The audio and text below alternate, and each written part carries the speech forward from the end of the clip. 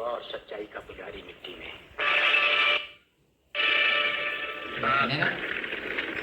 इनके शरीर को तो राख कर देगी, लेकिन इनकी आत्मा की आवाज कभी भी नहीं पाएगी।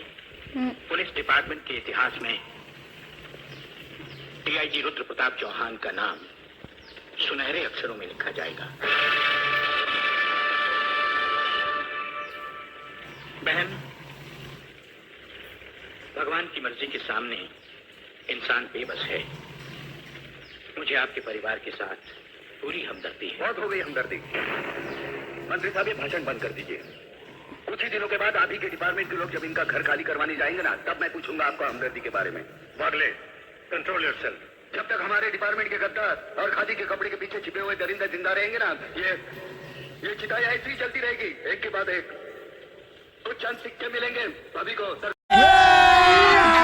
अभी मजा आएगा ना भिड़ो सरकार की तरफ से भविष्य के लिए। Bagle, stop it. बोलने दो इसे। ठीक ही तो कह रहा है, लेकिन मैं वचन देता हूँ कि डीआईजी रुद्र प्रताप की कुर्बानी व्यर्थ नहीं जाएगी। मैंने दिल्ली में केंद्र सरकार से बात कर ली है। इनकी हत्या की तुरंत ही न्यायिक जांच होगी। आज तक कौन सी कमेटी ने सही जांच करके मुजरिम को सजा दी है? यहाँ आपकी कमेटी समिति की जांच की फाइलें होती है ना, ये ठुलमुल सरकार बदलते ही गुम हो जाती है। न्यायिक जांच करेगी दिल्ली, अंधी और बहरी दिल्ली। ये दिल्ली बस मुंह है, इसलिए पटर पटर करती रहती है। ये करना है, ये होना चाहिए, हमें दिखाना है। बस दिल को तसल्ली देने के लिए अच्छा लफ्ज है दिल्ली। इंस्पेक्टर बागले, मैं तुम्हें सस्पेंड करता हूँ। बस सस्पेंड होते होते मैं थक गया हूँ। निकाल दो मुझे नौकरी से। सच्चे पुलिस की या तो मौत होती है या तो सस्पेंड किया जाता है। इस वर्दी ने मेरे हाथ काटे, वरना एक एक गले खींच देता मैं।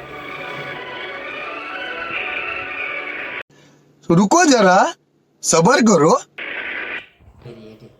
मैं इंस्पेक्टर वागले, इस केस की छानबीन मैं कर रहा हूँ। अदालत से इस केस के बारे में कुछ कहने की इजाजत चाहता हूँ। इजाजत है। Thank you sir.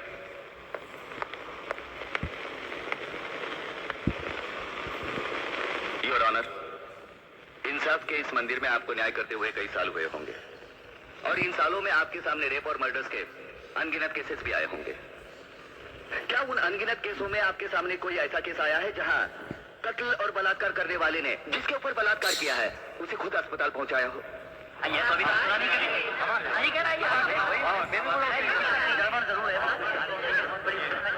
Order, order. Inspector वागले, मुझसे सवाल करने की बजाय आप इस केस में रोशनी डालिए। वही कोशिश कर रहा हूं सर।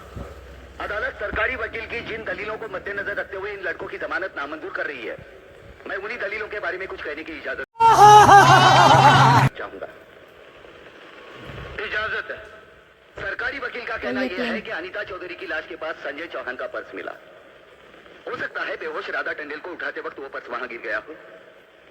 अब इनका कहना यह है कि राधा टंडेल ने इन लड़कों के खिलाफ बयान दिया है। यह भी तो हो सकता है कि वो बयान उसे किसी के दबाव में आकर दिया हो। जिस डॉक्टर ने बलात्कार की रिपोर्ट बनाई वो भी खरीदा गया हो।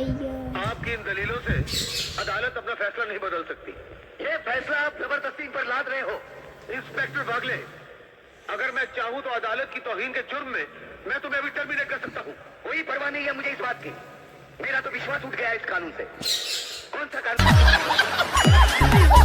कैसा कानून? ये कानून तो चंद मुजरिमों की रखेल बन बैठा है। इसलिए लोग अदालत का दरवाजा खटखटाने के बजाय गुंडों की चौखट चूमते हैं। Take him out of the court.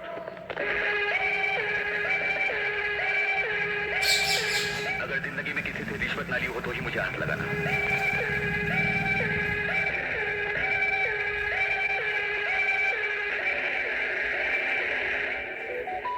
इन्हें गिने भुक्कड़ लोगों की वजह से अदालत शतरंज की बिसात बन गई है, जहां कोई भी आकर कानून से खेल सकता है।